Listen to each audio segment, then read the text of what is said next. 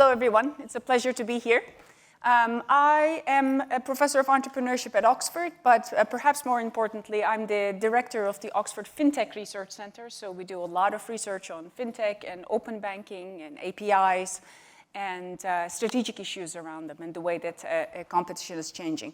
And what I'd love to do today is to give you an overview of some of the research that we're doing regarding particularly the unintended consequences of open banking, and also get your questions and have a discussion about it.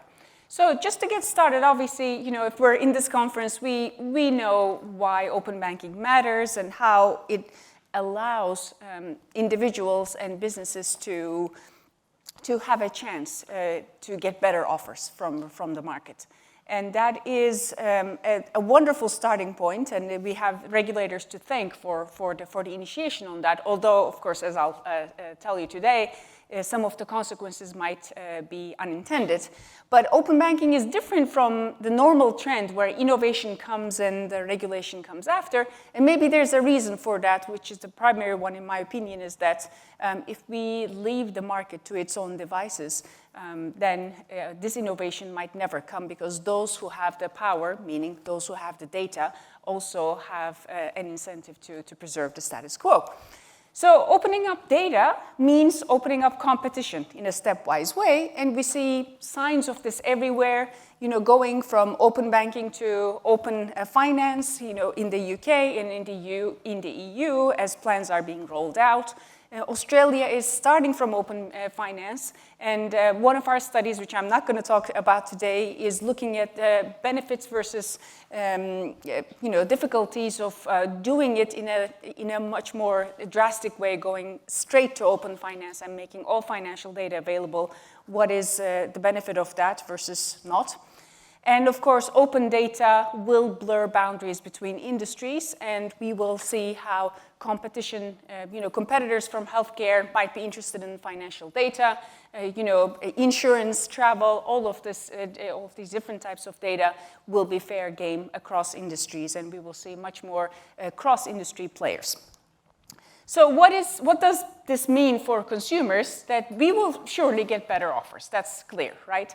We will get better offers in terms of financial products, savings, investments, debt management, but also shopping and being able to pay for the things that we care about in our life.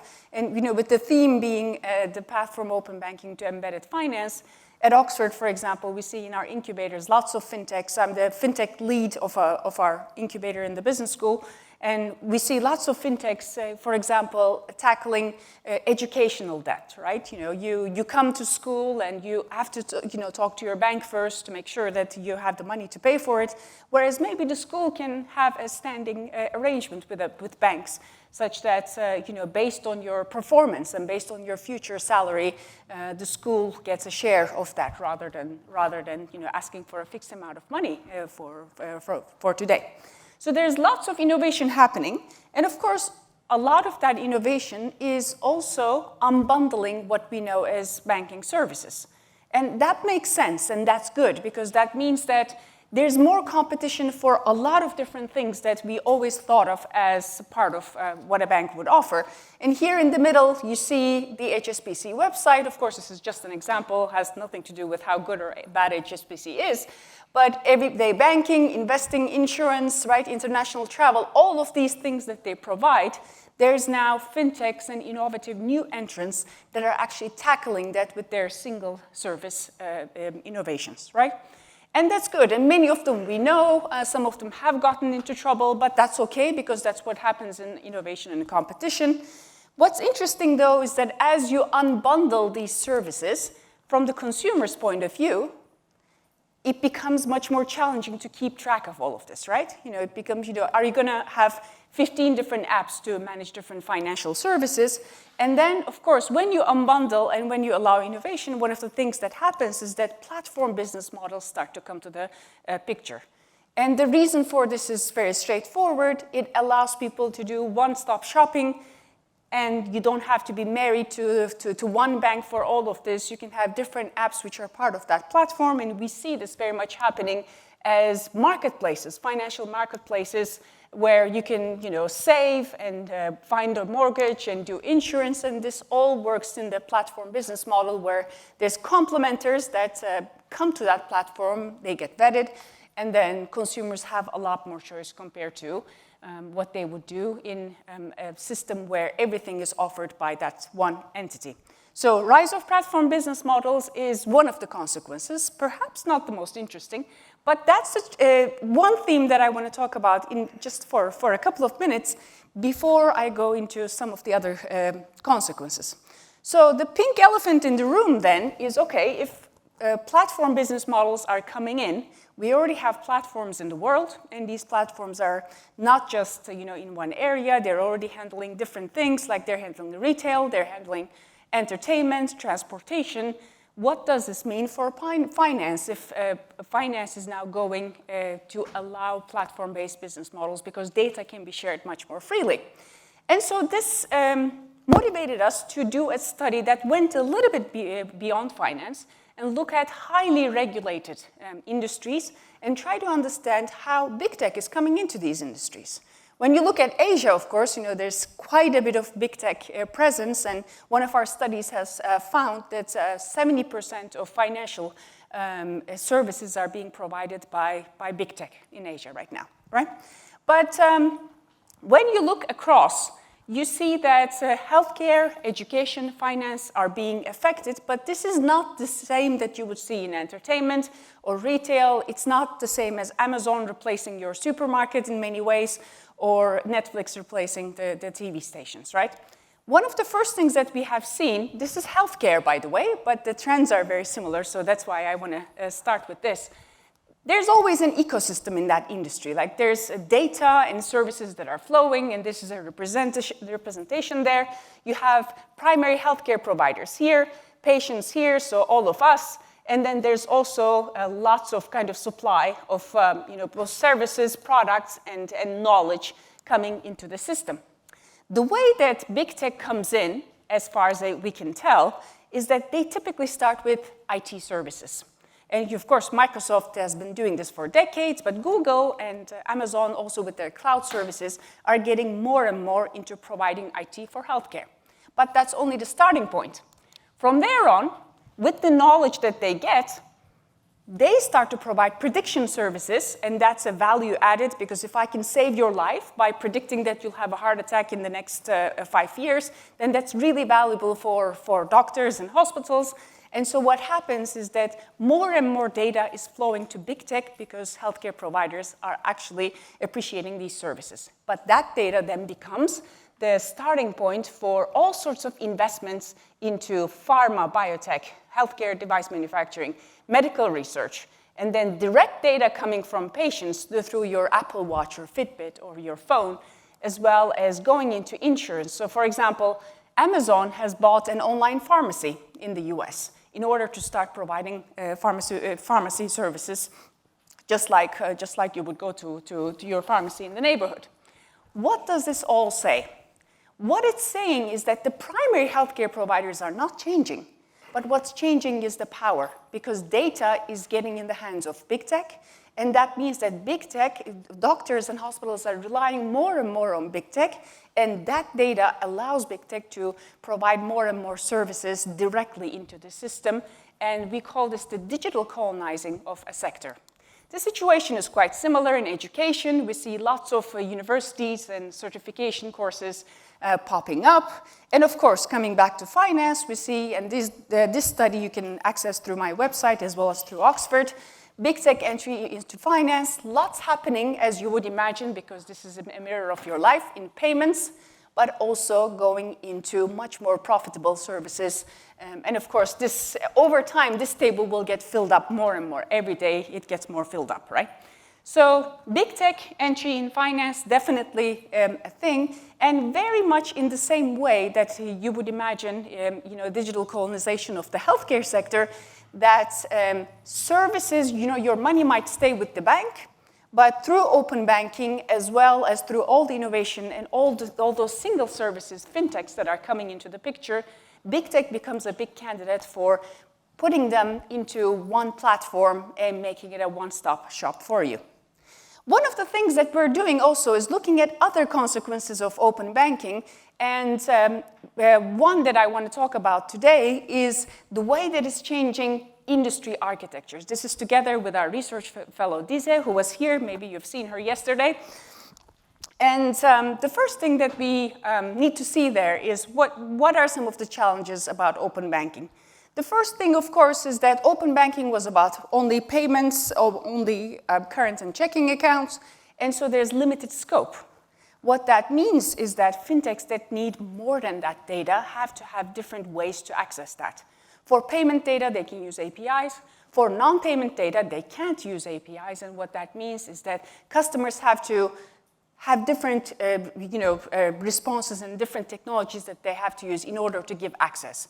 Screen scraping, APIs, and that confusion makes it difficult for fintechs to figure out how to get customers and earn their trust. Like if somebody is asking you different things every time, you'll probably not trust them.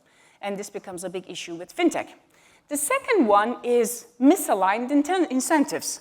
As we all know, that if you're, and I believe that you guys talked about this yesterday as well, if you're opening up without providing incentives, then there's actually very little that's going to happen in terms of traffic. And so trying to get interoperability without aligned incentives has been a huge issue. I'll give my favorite quote here from a UK regulator. This is about strong customer authentication. Here comes the quote. It's long, but I'll read it for you. Banks could have done it in day one, talking about strong customer authentication, but they chose not to. So they were saying to me, don't worry about this particular step. Just stick with the technical standards with APIs. We do customer experience. We're going to compete with each other to do it well. It was disgusting what they produced. What should have been produced on 2 screens in customer authentication required 16 and would require 12 minutes for customers to try and navigate their way through. Misaligned incentives. Banks not providing the fastest, best service that they can because they're required by law, and they don't see any benefit to this. So what happens with that? Of course, fintechs suffer, customers suffer, and maybe in technical terms, there's connectivity bottlenecks. Data can't get out, right? What happens when data can't get out? There's lots of frustration, lots of fintechs are trying to do different things. However, what we noticed is that then there's a new type of player that comes into the picture. Again, you've seen this player if you're here, but that player is the API aggregator, right? We call this an unintended consequence because if data were flowing freely, everything was fine, then there would be no need for API aggregators. However, once they come into the picture to resolve that connectivity bottleneck, the next thing that happens is that they start to increase their role strategically. And so instead of pulling data whenever fintechs need it, they say, okay, well, there's this data that's coming in. We resolved the connectivity problem. Why don't we push this data to other industries? Why don't we get airlines and supermarkets as our customers for them to be able to use this data much more freely? And so what we see is that embedded finance gets promoted and boosted through the existence of API aggregators. And there's much more of a data push compared to a data pull. And so what we see is that technical roles that are there to resolve a bottleneck, which wasn't intended because banks weren't aligned, incentivized in order to do so, ends up actually promoting a cross-industry competition and flow of data, right? So what we see is that there's a big a boost of global embedded finance, and we see many players connecting to non-financial institutions.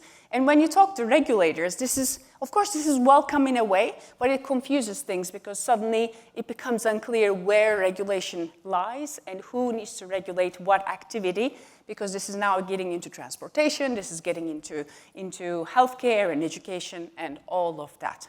So this is one of the things that we're finding as the way that competition changes, not only in the financial industry, but across industries, with industry boundaries blurring due to the data push coming from finance. As people say, the biggest mirrors of your life in terms of data are your Google searches as well as your payments. And so when payment data gets pushed out to different industries, suddenly there's a lot more innovation that can happen in those industries, right? Just a little plug here for the research that we do. Oxford Future of Finance and Technology Initiative, work on open banking, open finance, embedded finance, as well as particular role of data and AI in finance. Interesting results, especially for fintechs in that space, as well as one of the passions of mine is financial wellness and the way that technology can be used for improving financial inclusion and wellness through the use of AI and machine learning, as well as blockchain. So stay tuned with that. We have a website, and there's lots of free studies that are available. And with that, I would love to open it to Q&A. Excellent. Thank you so much for that. That was a fascinating talk. I'll throw it open to the audience. Do we have any questions to start with?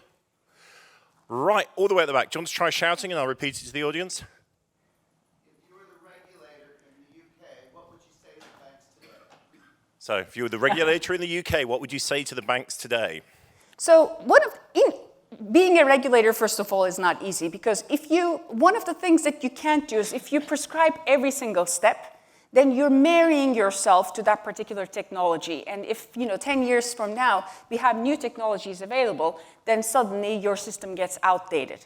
However, thinking about misalignment of incentives is actually perhaps a very important step as you design a piece of standardization and regulation, because if incentives are misaligned, then certain technical things that are possible are not going to happen. So much more of a stronger hand-holding of the misaligned parties is important, because the aligned parties like the fintechs and the data companies and the tech companies, they are going to be there. They're going to make this happen. But what we see is that this new API aggregator role, was it necessary? Maybe it wasn't necessary if everything had gone perfectly, but now the industry has gone in a direction that was unintended. So following on from that, because this is a fascinating topic, I love the idea of misaligned incentives. Do you see an existential crisis for some of the traditional providers in the same way that, to a certain extent, I think we've seen in telecoms, where 10 years ago, SMS messaging was an enormous cash cow for carriers, and now it's basically vanished completely? Yeah. And do you see that sort of thing potentially happening to some of the big names in the financial services sector because of this? Yeah, absolutely. And the answer is a big yes. And so what we see is that as more and more innovation comes from not just new entrants, but also big tech and from non-financial players due to these new regulations, banks have to ask themselves, what is my role in this industry? I'm keeping their people's money safe, but if they're starting to consume financial services elsewhere, am I just a safe box? And to what extent can I add value still? Well, in my personal opinion, one of the opportunities for a bank is because compared to a small fintech, they have lots more customer trust. But customer trust in terms of safety of their assets and data, not necessarily customer trust in terms of looking out for their best interests. So they become a big dumb bucket of money that's insured rather than a dumb bit pipe. Exactly. But if they're keeping everything safe, then what is it that they can provide? For example, could there be guardians of our financial data and help us manage that data in a way that a fintech can't, because we trust the bank a lot more. So opportunities are there, they just need to see them. Excellent. We have time. One last question, if there is one. Yes? I see there's a lot of consolidation starting to happen. Yeah. One of the unintended consequences could be that they just become new payment schemes for the open banking world. We have a duopoly of payment schemes like we have now. Absolutely, exactly. And I think, in fact, that is one of the next steps. And we also see lots of alternative payment schemes happening around the world. And of course, when we think also in the presence of DeFi, and the way that emerging countries are allowing different payment schemes, there's quite a bit of research that we're doing in this. But that is definitely the next step. So that is another strategic consequence and another way in which the payments market is changing. Sorry, my follow-up was going to be, is that a good thing, or should the people be pushing back against that and keep open banking open? That's a great question. So in a sense, systems that make everything more efficient and reduce costs in payments are a good thing. But of course, just like with big tech, which is keeping, one of my favorite quotes, just as a parenthesis, from UK regulators is, what's keeping me up at night is not fintech, it's big tech, right? You need to think about monopolies and oligopolies and try to see whether that creates unfair situations. But I don't see it as a bad thing necessarily if it's allowing cheaper, faster payments. Excellent, Pinar. Thank you so much. Thank you. My Fascinating pleasure. talk. Thank you.